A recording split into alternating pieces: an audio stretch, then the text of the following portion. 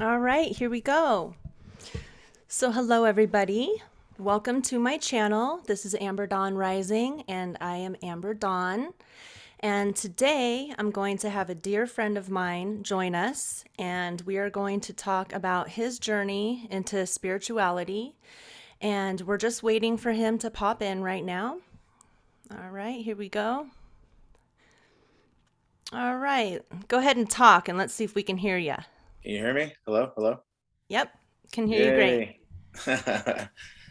So Here's I the was quick just one. introducing you to everybody. You're my dear friend. We've known each other for a long time, 15 years, I think now. Yeah, if not more. Yeah, time flies.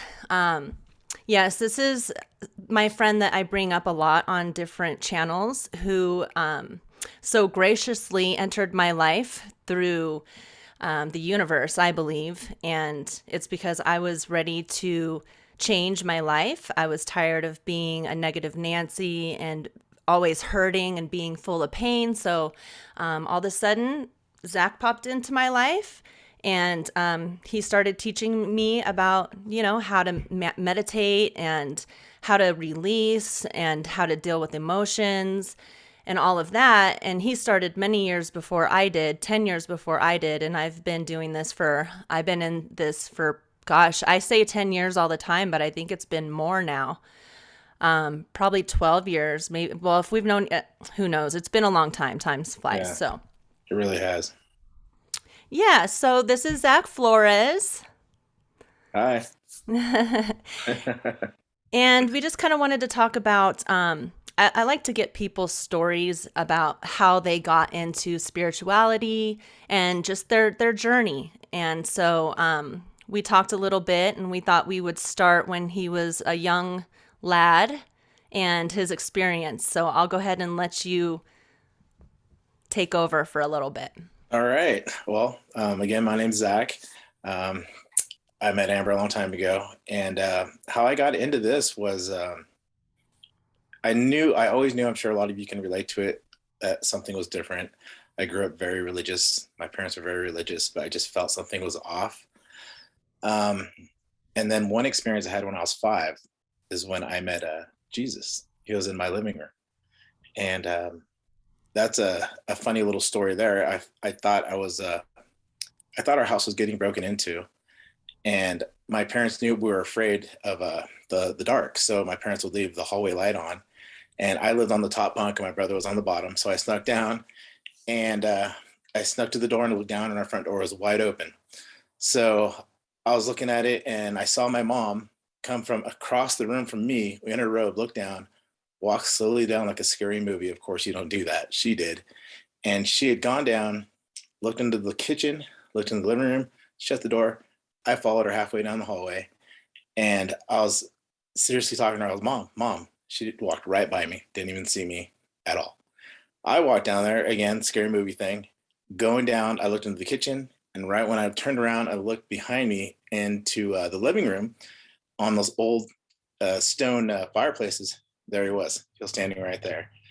And he looked at me and he says, "Don't be afraid." And I said, "I wasn't."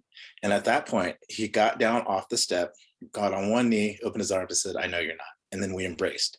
And that's the only part I remember. So I knew there's something different with me, with life. There's more than meets the eye. So I'm sure a lot of you guys can relate.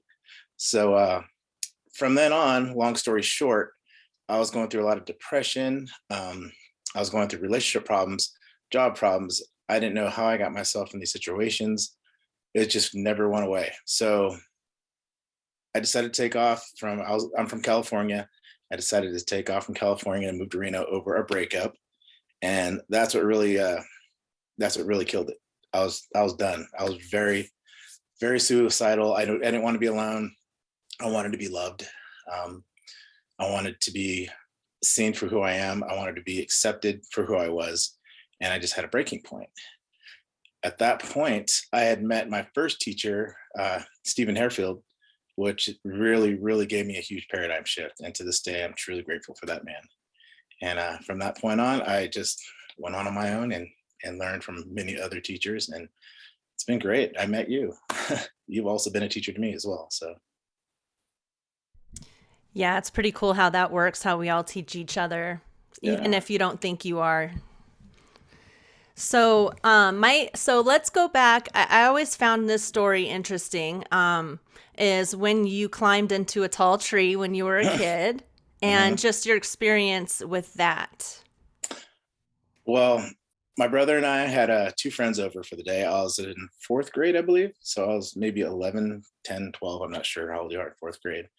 But we had climbed a big redwood that was in the corner of our house. And the night before, my cousin and I have done that at midnight that night because they're over visiting us. We went all the way to the top. It was a beautiful full moon. We checked it out. We went down, no problems, in the dark. So I wanted to show off. I said, let's go see where our cousin went. And we went, I was climbing all the way to the top. And on the way up, my brother grabs my leg and says, "You're going too high. You're starting to scare me. Don't worry about it. I got this." He felt something was wrong. So the next thing I know, I'm in the I'm in the sky watching myself fall down in infrared, hitting these branches. And after that, immediately I was going to do a very beautiful mountain, blue skies, flowers. I was going down very softly. And once I landed, it hurt like hell. At that point, I woke up. But yeah, my brother said he saw me step on a branch and I was just tumbling like a rag doll right next to him. But that was one of my really first outer body experiences that I've had. Um, so it's kind of interesting how you pictured landing in a meadow of flowers, and of course it hurt, but it's almost like either your subconscious, your higher self, possibly, or your guides, or all of it had given you that so that you weren't traumatized as you were going down. So you didn't really know what was happening until it hurt and you snapped out of it. So it's Yeah, pretty cool how our brains can protect us from trauma. definitely. I definitely think I was pulled out of my body just for my safety and my mental well being for Yeah, sure. absolutely.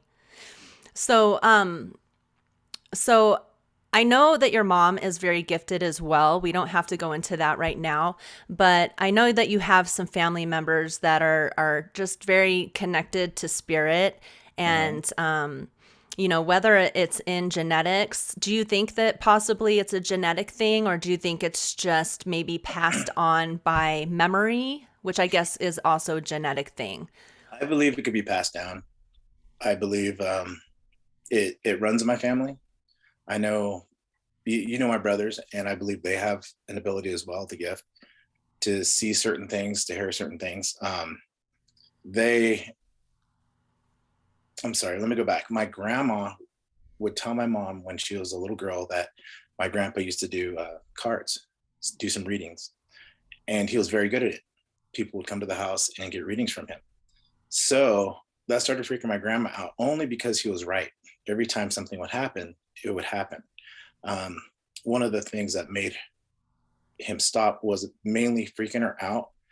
And it was one incident, wasn't a very big, scary incident, but her friend was over, my grandmother's friend. Her husband was late, was going to meet him. He always goes to the bar. He didn't say what time he was going to show up. And she was freaking out. Where is he? So my grandpa laid the cards out and said, "Oh, he'll be here in 15 minutes." Sure enough, 15 minutes later, here he comes. My grandma freaked out over that last little thing. That was it. You're freaking me out. Don't do that anymore. Another thing was growing up, my grandma always says I look like my grandpa. And my grandma would always comment on my scar on my I believe it's this one. I forget which one it is. I haven't looked at it in a while. One of my eyebrows, same scar my grandpa did, and I never got it hurt or anything. So she always believed I was my grandpa reincarnated. And my mom believes that strongly because they're such a good connection. They're so close. And when he passed, she was suffering for years. And she always felt in dreams that I came to her, or sorry, my grandfathers came to her and had the connection between he and I. So she to this day thinks I'm her father reincarnated. Who knows? But I believe in reincarnation. Oh yeah, so do I. Yeah, That's definitely. beautiful. That's Yeah. wonderful. So, when you started to, it was there something, because I know you said you hit a breaking point, as a lot of us do in the spirituality world. because we're Mhm. looking for truth. And we know that what we've been taught isn't true. And so our soul is, especially people who are more connected or who have, we all have gifts. Don't get me wrong. Every single one of us does. None of us are more special than the other person. I totally understand that. But just, I just think some people are meant to express them more than others, or be teachers. Maybe that is more like people like us. It's important for us to learn so that we can, or remember, so that we can teach people to remember. So it's very important that people acknowledge their questioning and try to find the answers. And so when you had a breaking point, did you do anything specifically that you can remember to, like, kind of get the ball rolling and then meet Steven? Or did you meet Steven when you hit the breaking point? I met Steven at the breaking point. I was down. Like I said, it all started over a girl. That was it. That was my breaking point. But at that point, I was training these two clients that I was into self-help books. I was trying to find different religions. They never resonated with me. I tried to find, like Norman Vincent Peale books, just like Neville Goddard, just stuff like that. I was looking for answers. So these people came into my life and they introduced me to their friend Steven. And at that day, he was telling me that not Steven, but the client I was training said, you need to meet my friend. Because I was asking questions about just my life. He didn't have the answers, but he said, my friend does. So at that point, I was invited to a party and Steven was there.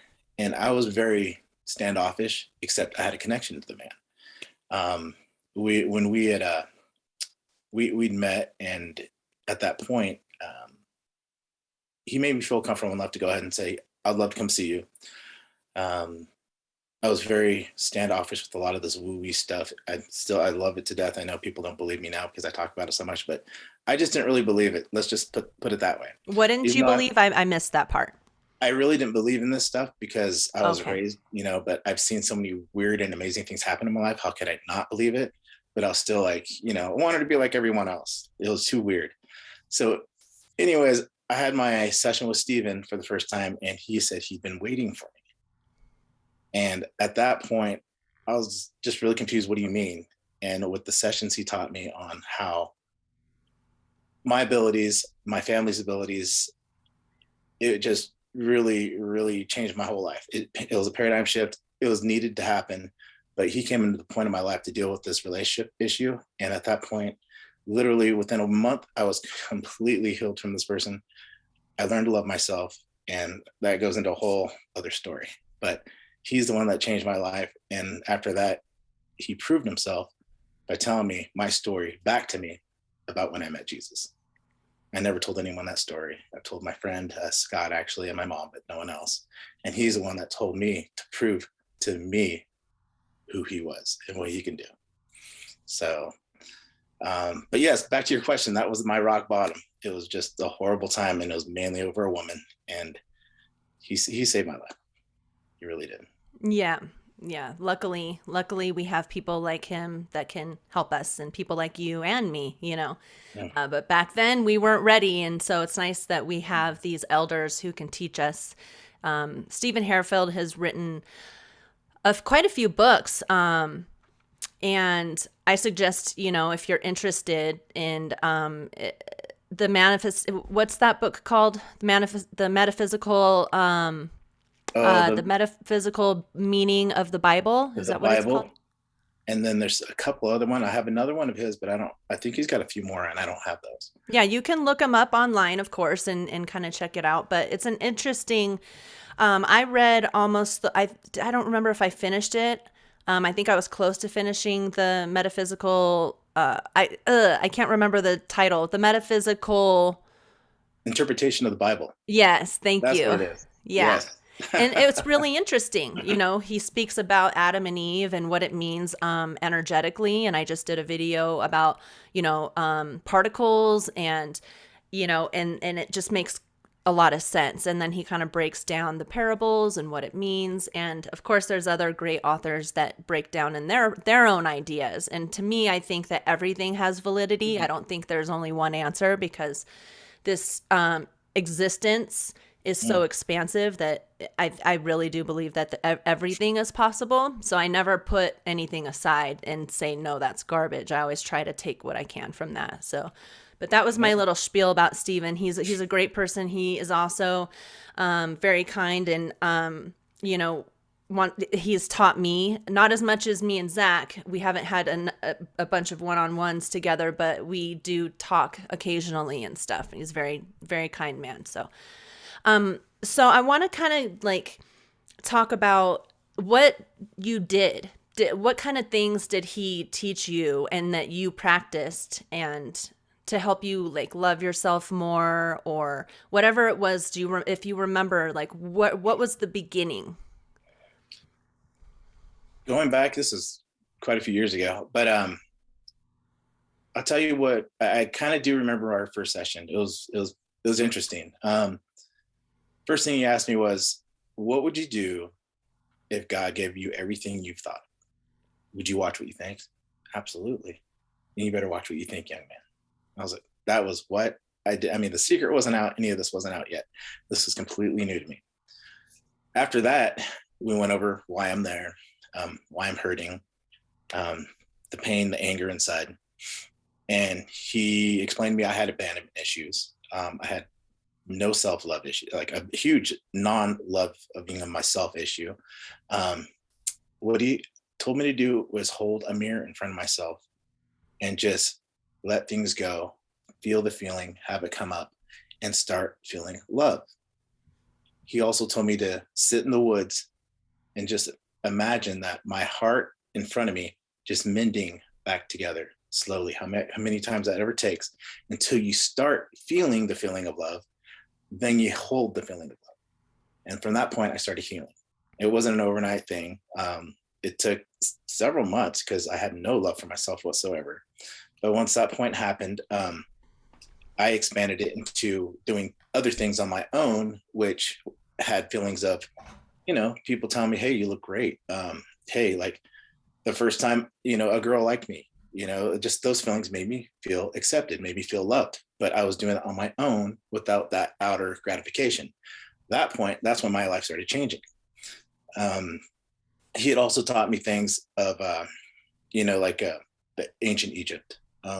His story is off amazing, off the hook. I think he might even have a book about it. He started going into how to manifest, how to become what I want, how to achieve a job, a promotion.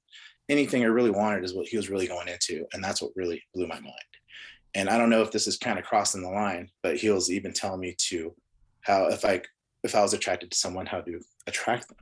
And that was a mind-blowing thing too. And at the time I was like, oh, that's what I want. This is why I'm here. But I mean, he wasn't doing it like, oh, take advantage of people. It was up to them as well, but how to be more attractive. Um, Other than that, it's been so many years since I've studied under him. I've studied under so many other people and Mm-hmm. learned so many different things. But I can tell you this, the things I really use nowadays that work for me are literally the things you can find everywhere, which is gratitude, self-love through gratitude, um, doing things of just going through my daily life and just remembering things, remembering my father who had passed. Thankful for my mom, thankful for my friendship with you, our meeting, my job, just little things like that is what really, really raises my vibration. So those are the ones I really stick to nowadays. I dropped everything that didn't work for me, which might work for you, but everything else is just mainly just gratitude, love, self-love, and just being happy all the time as much as I can. Mm-hmm. Um, I'm sure it's a gradual process, like being able to be more comfortable and feeling more at peace and in love. Was there like ever a turning point that you noticed when things really started to take off for you to be able to actually like be in the now, in the moment, and be happy with, or was it just a gradual thing that happened? Just meaning as just being able to be at Like, one did you or ever feel a light switch kind of go off? Like this relief, this release? Like, oh, was there absolutely. anything that has ever, like, I know you've told me about many times that you felt like this huge release and it changed you a little bit, you know? So I know it Yeah. is a process. But I was just It, wondering if there's anything, any time specifically where you were just like, whoa, that just, I um, just felt that, you know? yes, yes. There was one time, or I'll tell you two different times. The first time was, I'd say, our first year together with my first year together with Steven, where I was sitting there and I was doing a certain meditation he gave me. And I was going into the night because I was doing it. I was obsessed. I was doing it for hours. And I had hit a point where I felt like I wasn't me anymore. And once I opened my eyes at that point, everything it seemed so new and fresh. And I was walking around touching like my door. Wow, touching my fridge. Whoa, this is amazing. Like I was somebody else in my body wanting to experience this. And I was going around just touching everything like it was so fresh and new. It was like I was so in awe at everything around me. Wow, look at that bed. Look at those shoes. My gosh. I was just like, wow. And it wasn't me. And it was me, but I was like a totally different man. And I can remember that like now. It's just the whole feeling of in such awe and amazement is just, I mean, that fills my heart right now. Mm-hmm. Um, Another time was when I was sitting there doing self love. I had a very similar experience with the self love as I did with the last one story I told you about, just being in awe. But I was so filled with love, I couldn't sit there anymore. I had to walk around, and I was living with my parents at the time. I had to walk around. I had to go outside. I was so full of energy and love and happiness that I knew those two things were my biggest shifts. And those two were in the same year that I had met Stephen. So those are, I could tell you right now, they're my biggest shifts ever. And after that, I was much happier. I was more patient. I was a much different person. Even people that I came from California said, "You're different.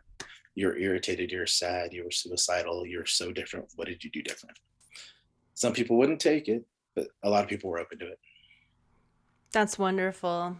Yeah, I definitely know that feeling of, I know when I first started to transform myself into a higher, consciousness, it Mhm. was scary, at first because it's like I don't recognize myself. Like this was before I actually had the shift. This was the fear that your mind tends to like to do, because, or our ego, we should say, because the ego wants to be in control. And so it was putting fear in my mind, like no one's going to recognize you, you're not going to relate to anybody, no one's going to understand you, you're going to be a weirdo and everything, which I've always kind of been an outcast anyways, so that wasn't really new to me. However, not recognizing myself was scary. I was like, how am I going to, I don't know how I'm going to retrain my, like I was my mind was trying to convince me that I was going to have to learn how to eat again, like starting from the Mm-hmm. basics. And it's like, no, that's not true. That was Yeah. just my mind playing tricks on me. Yep. No, When you're that's talking, absolutely true. say again. So that's absolutely true. I know exactly what you're talking about. Yeah. And then when you said that with the first example that you had when you opened your eyes and you were like a whole different person and then everything was so beautiful and you were touching everything, that reminded me of Eckhart Tolle, or Eckhart Tolle, however you pronounce it. And Mhm. when he was having this horrible suicidal breakdown, depression and stuff, and then he like fell asleep on the floor or something, and then he woke up and heard a bird singing, and everything was so bright and beautiful. It's kind of Mhm. like it's like it takes that dark veil off, and it takes work, and that's what I'm always trying to explain to people is, when people say, because meditating is one of the best ways, I think, to because there's things that you can do while you're meditating. You can either stay calm and quiet the mind, or you can do things in your mind to help do whatever your goal is. And so meditating isn't always just sitting there quietly. Sometimes you have a goal, and there's different techniques and strategies to do that. But many times, I'd say 98% of the time, people say, I can't meditate. And once you say you can't, then you can't. And, Mhm. you know, and it seems like such a logical thing. Like, it's like, well, if you say you can't, then you can't, right? And it Right. seems like, so like, oh, well, yeah, duh. But a lot of people don't relate that. Like, they truly feel like they can't, and they don't understand that it's because they believe it, that they can't. They don't understand that they can change that belief, Hmm. and so I always try to just urge people to have patience with yourself. Everyone can meditate, and it's all about, like, how much do you want it? How much are you suffering? How much do you want to evolve and raise your consciousness? Is it important to you? Are you tired of feeling like shit? Well, then do something about it. Everything takes practice. You're not going to become a fast pitcher in baseball if you never practice. You're not going to become like a CO, correctional officer. Zach used to be a correctional officer. You're not going to be able to do that without rigorous training. Hmm. So everybody needs to have patience with themselves and get the can't word out. Yeah. To go on that, I tell a lot of people still they automatically think they got to do it. You and I both wanted it. I know that. I know you wanted it. I wanted to get out of the pain. I wanted to get out of. And I see a lot of people. I can't do it. I can't. Well, have you tried? How long have you tried? A couple hours, 2 days. Okay, no. You need to have the patience. You need to have the persistence, which is number one key: persistence. And then see what happens in a week or two.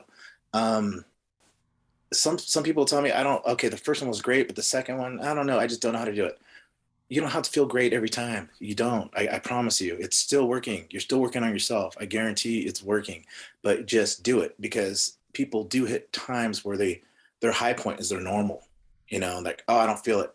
Fine, keep doing it. Give it time to do its process. You got to trust the process. And going off that as well, when you were telling me that I was a CO, do you remember years ago when I was going for the job and I was at a low point? I was being completely tested to the max.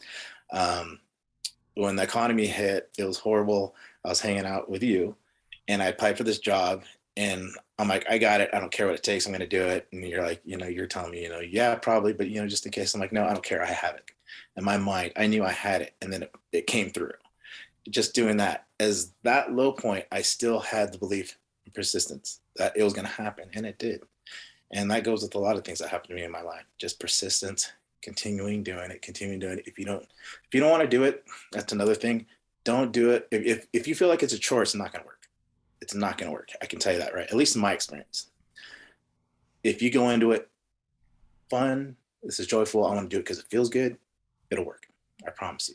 But after a while, if it comes like a chore, then you're blocking yourself. So that's one of my disclaimers. If you feel it's a chore, I got to do this. I got to do my gratitude journal. I got to meditate. Okay, don't do it that day. Even if you're sitting there thinking of one thing you're happy about, cool, just do that and you're done for the day. That's what I would recommend for people to do. Don't go into it like it's a chore. Right. Because if you go into it like it's a chore, then you're going to have that in your consciousness when Yep. you're opening yourself up. Yep. When you're opening your crown up, Mm-hmm. it's like a thought. It's like, this is a chore. I don't want to do this. And you're going in with that energy. It's going to create more of that energy. So it's Yeah. good to just give yourself a break, and meditating isn't for everybody. It certainly should be. It helps, and it's very addicting, honestly. Once you get started, at first it's kind of like, oh man, but then once you, like, after a week or two, it starts to become addicting. Like, I Mm-hmm. got to the point where I was meditating hours and hours a day too, Where because it was I just felt remember. so good. And, Yeah. Yeah. but going back to how, when you were talking about how you were learning how to love yourself again, Mm-hmm. um, kind of give an example of, like, how you would do that. How would you, like, say for somebody who just doesn't know what the feeling of love is anymore? Okay, this is kind of weird, but I would go about how going back to when I started working with Stephen, bringing Stephen up one more time. It was over a girl. I started feeling the love when a woman would love me. I remember how that felt. I remember the first time I ever found love. So I would take that feeling and hold it within myself. When I felt I had that feeling within myself, then I would open my eyes and look in the mirror. It would go away a lot. Then I'd redo it, redo it, redo it. And once I can hold that same feeling for myself, then I knew I was going somewhere. And at that point, things started happening. And I'm not just talking relationships, I'm talking job, money, things you all read about in the books. It's true. Once you have that self-love feeling, then things happen. But that's how I gone about it. I went about it just feeling that feeling of, because I related it like I think most people do with relationships, you know? Um, Everyone's been in a relationship they fell in love with, or the person said, I love you, you're amazing. Use that feeling. That's the awesome part of it, that you can use those old relationships. You don't have to think about the bad, think about the awesome. Think about what they meant to you and use that love to transmute your own self and change yourself into self-loving yourself. And that's how I did it. Mm-hmm. What I did was, because I didn't know what the feeling of love was.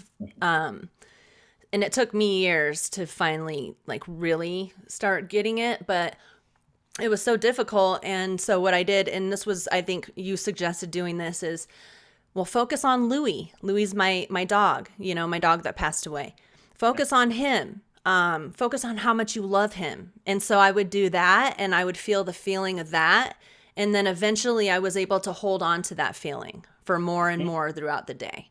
So little tricks like that, do you love your cat? Do you love your horse? Do you love whatever it is that you love? Do you love your motorcycle? Even though I don't have attachments to materialistic things like that, some people may, so whatever it is that you truly love that makes you feel that, focus on that feeling, and just Yeah. keep doing it as much as you can.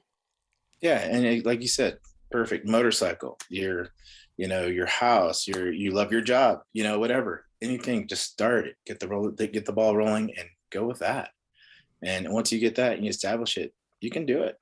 And then I started, of course, your people, like I'll hold in my mind, people being attracted to me. Now, I'm not just talking, again, women, just like people like, hey, dude, you're a cool guy. You're awesome. I love working with you, pumping myself up because I was beat down. I had a brother that would really beat me down when I was growing up. And he's the one that really started my spiral downwards as a child. And I would just go against everything he told me as a kid. No, it's not true. And then again, his voice would be back in my head. You're stupid. You're fat, cool. And I change it. Actually, no, I'm this way, but I would have that feeling inside me already. So I established the feeling and then I started going against my own mind. Mm-hmm. So that's how it happened. Yeah, that's a great way. No, actually, because our Yeah. minds love to trick us. Our minds, it's just a computer. So it just keeps thinking the way we've programmed it or the way other people have programmed it. So it's all about just literally rewiring your brain. And it takes time. But doing that, no, actually, I look great in this outfit, or actually, I'm happy with my body. I might be 20 pounds overweight, but I look good with that on me, Yeah. And even if you don't believe it, it's okay. Just keep telling yourself, that's not true. I do love you. And then feel the feeling of love. Like, Yes. I accept myself. I look good today. If you have that feeling of, no, I don't, bring back that feeling of love. Start thinking about your dog or, an ex that you really loved. If it ended okay. But, there's tricks and tips to doing this type of thing, and it just takes persistency. So before we move on, Zoom started this whole thing where you only have 45 minutes now. So we have 6 minutes left. So we can wrap up now, or we can let this burn out and then we can start a part 2 right now. So it's up to you. Yeah, either or. If you want to do part 2, I'm down. Okay, yeah. Yeah, I'm down So for we that. can keep talking because at the end of the video, I want you to be able to kind of plug yourself. I know you have a YouTube channel. We'll talk about that at the end of the next one. So yeah, so once this ends, we'll just start right up and we'll make it a part 2 so that you guys can keep hearing some stuff. Yeah, no, for sure.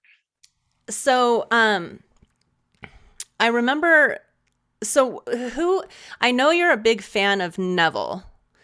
Yeah. Are there any teachers that you recommend to people? I know everybody has different styles of learning, but I Mhm. know that you have your favorite teachers. So maybe like, give some people like their names so that they can check them out. Yeah, I like, of course, Lester Levinson. He did the Sedona Method or Abundance course. He was another one. Well, not him because I never met him personally. I met a lot of the students, stayed at their houses. They really changed my life as well, using Lester Levinson's method. Neville Goddard. I never met the man.